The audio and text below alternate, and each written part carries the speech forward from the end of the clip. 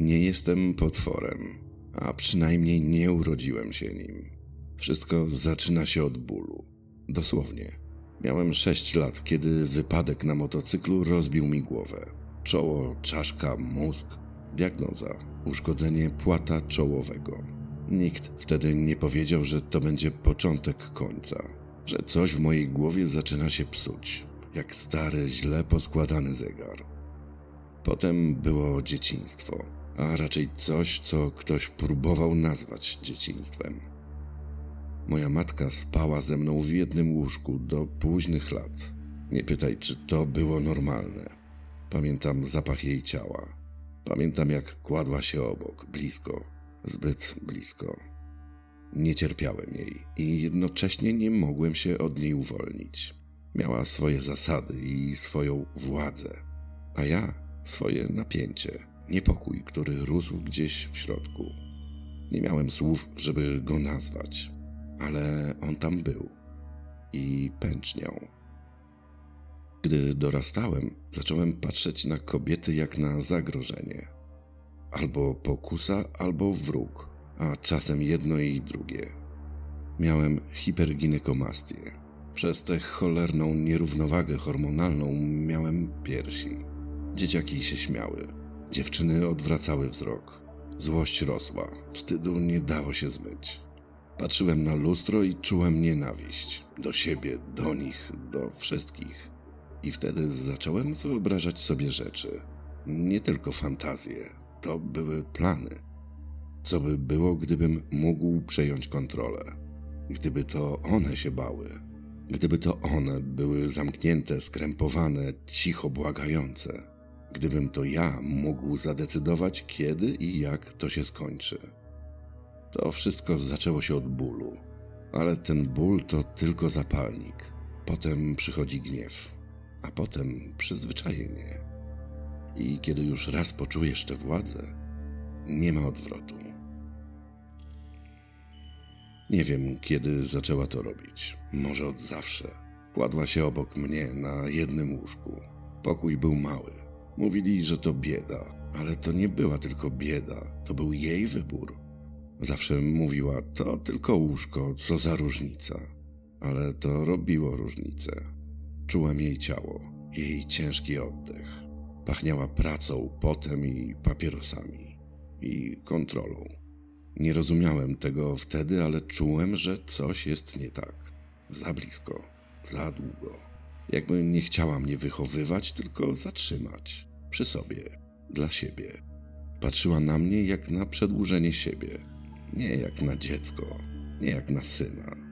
Jak na coś, co można formować, trzymać i posługiwać się tym. A potem kazała mi patrzeć, jak przyprowadza mężczyzn. Niby nie wprost, ale wiedziała, że słyszę. Jak jęczy, jak się śmieje, jak zamyka drzwi, ale nie do końca. Jakby chciała, żebym wiedział, żebym się nauczył. Patrzyłem na nią i widziałem tylko zgniliznę. Fałszywą kobiecość, obłudną słabość. A potem widziałem to samo w innych kobietach. W tych, które się uśmiechały. W tych, które mówiły nie. W tych, które chciały rządzić tak jak ona. Miałem wrażenie, że każda z nich to jej kopia.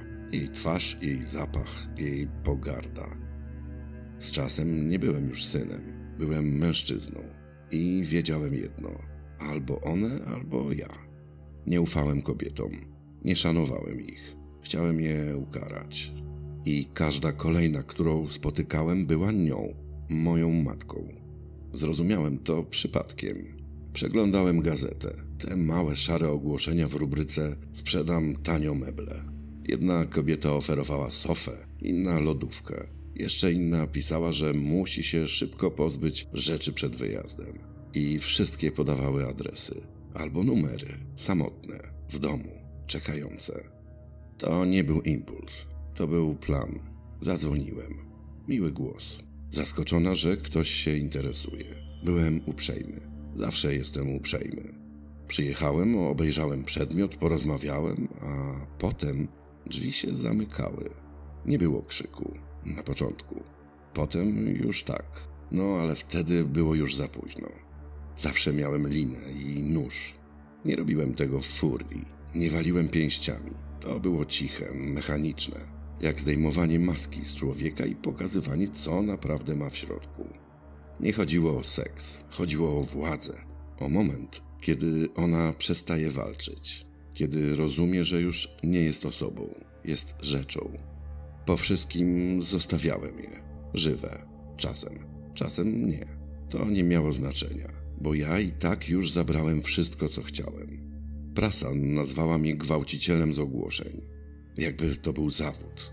Dla mnie to była metoda, technika, polowanie. Kobiety myślały, że oddają starą kanapę, a oddawały mi siebie. Zawsze myślałem, że to wydarzy się przypadkiem, że coś wymknie się spod kontroli, że przesadzę, że stracę panowanie. Ale nie, to nie był przypadek, to była decyzja.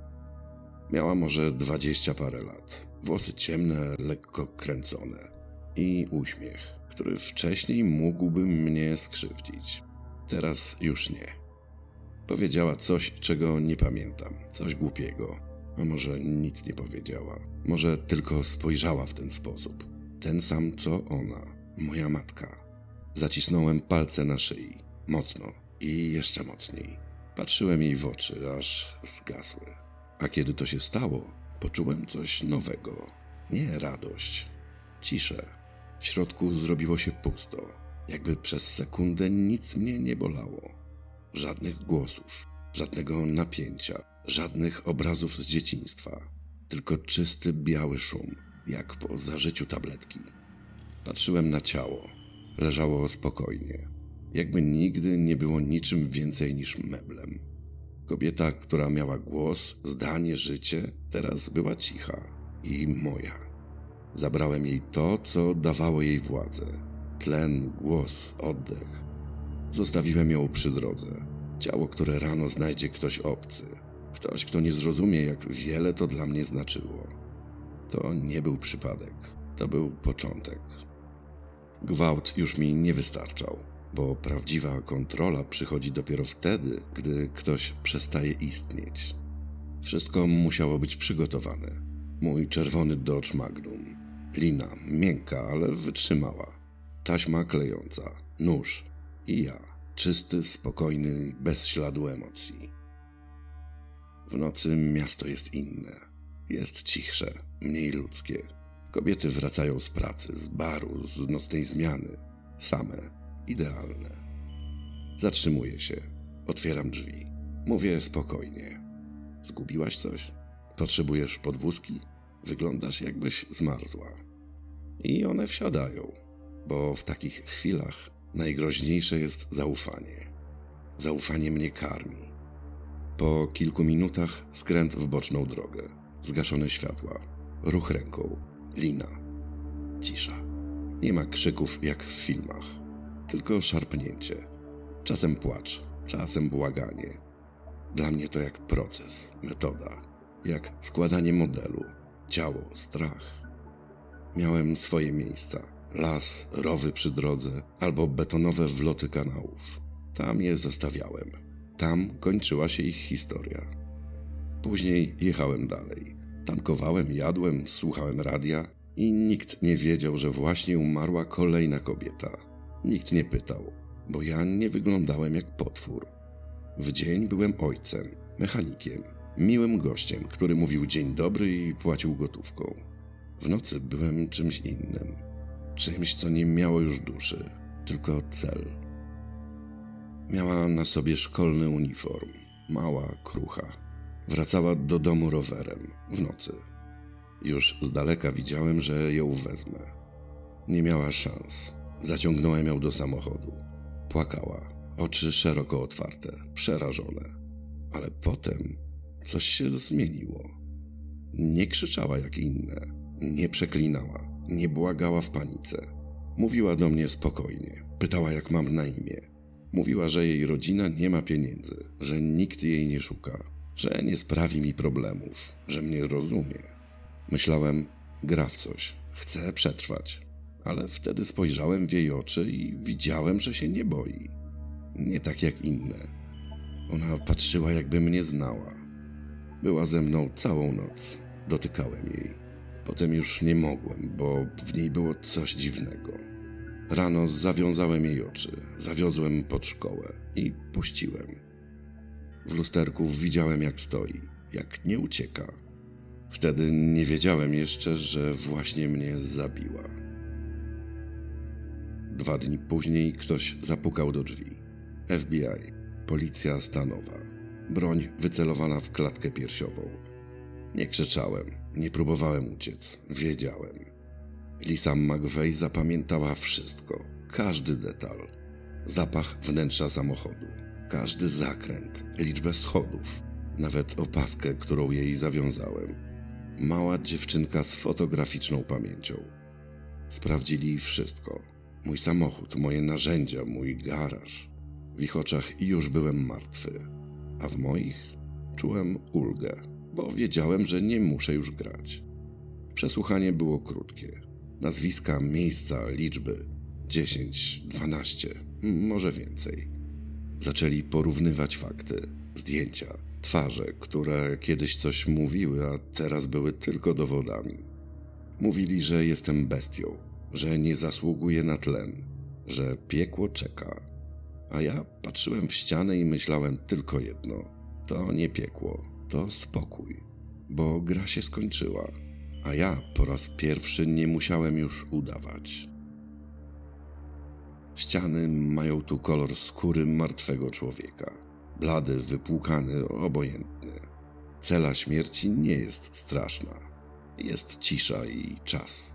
Dają ci książki, dają ci jedzenie, dają lekarstwa, żebyś dożył egzekucji.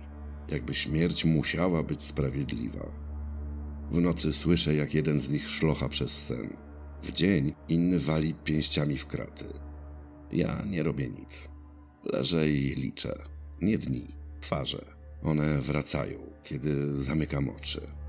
10, 12, może więcej. Nie pamiętam wszystkich imion, ale pamiętam moment. Ten błysk między błaganiem a rezygnacją. I Lisa. Z tym jej cholernym spokojem. Z tą jej siłą. Czasem pytają mnie, czy żałuję. Odpowiadam, że nie wiem, bo prawda jest taka, że nie potrafię czuć tego, co wy. Wina, skrucha to są słowa dla ludzi, a ja od dawna nie jestem człowiekiem. Nie w waszym rozumieniu. Egzekucja była zaplanowana na maj 2019 roku. Mówili, że to będzie spokojna śmierć, że wszystko potrwa kilka minut. Nie bałem się, bo wszystko, co miałem stracić, już dawno mi odebrano. Może przez matkę, może przeze mnie, może przez ten pieprzony uraz mózgu. Ale jedno jest pewne. Nikt nie rodzi się potworem. Potwór rodzi się dopiero potem.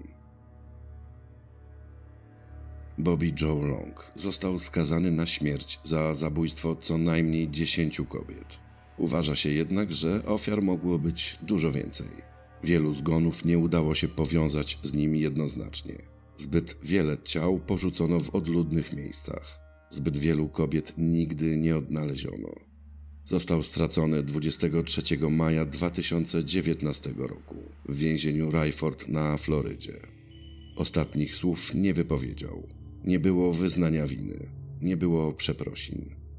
Lisa McVeigh, dziewczyna, którą porwał i która przeżyła, została później policjantką. Dziś pracuje w Wydziale do Spraw Wykorzystywania Nieletnich.